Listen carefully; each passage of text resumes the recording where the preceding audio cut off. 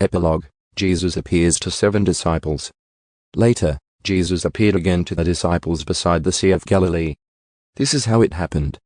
Several of the disciples were there: Simon Peter, Thomas nicknamed the Twin, Nathanael from Cana in Galilee, the sons of Zebedee, and 2 other disciples. Simon Peter said, "I'm going fishing." "We'll come, too," they all said. So they went out in the boat, but they caught nothing all night. At dawn Jesus was standing on the beach, but the disciples couldn't see who he was. He called out, "Fellows, have you caught any fish?" "No," they replied. Then he said, "Throw out your net on the right-hand side of the boat, and you'll get some."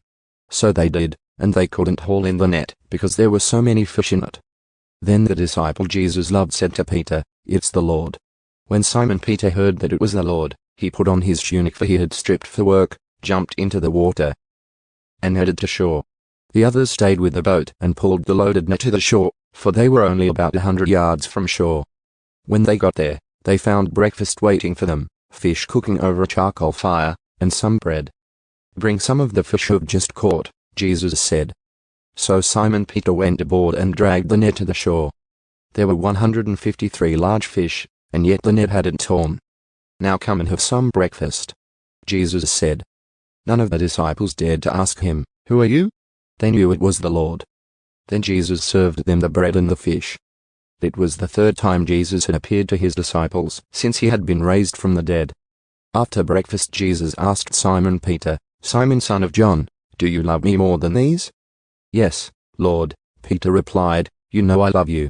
"Then feed my lambs," Jesus told him. Jesus repeated the question, "Simon, son of John, do you love me?" "Yes, Lord," Peter said, "you know I love you."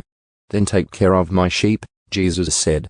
A 3rd time he asked him, "Simon, son of John, do you love me?" Peter was hurt that Jesus asked the question a 3rd time. He said, "Lord, you know everything. You know that I love you." Jesus said, "Then feed my sheep. I tell you the truth, when you were young, you were able to do as you liked. You dressed yourself and went wherever you wanted to go. But when you are old, you will stretch out your hands, and others will dress you and take you where you don't want to go." Jesus said this to let him know by what kind of death he would glorify God. Then Jesus told him, "Follow me." Peter turned around and saw behind them the disciple Jesus loved, the one who had leaned over to Jesus during supper and asked, "Lord, who will betray you?"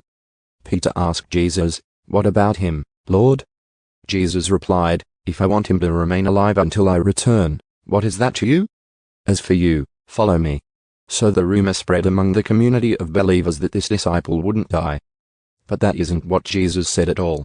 He only said, "If I want him to remain alive until I return, what is that to you?" This disciple is the one who testifies to these events and has recorded them here. And we know that his account of these things is accurate. Jesus also did many other things. If they were all written down, I suppose the whole world could not contain the books that would be written.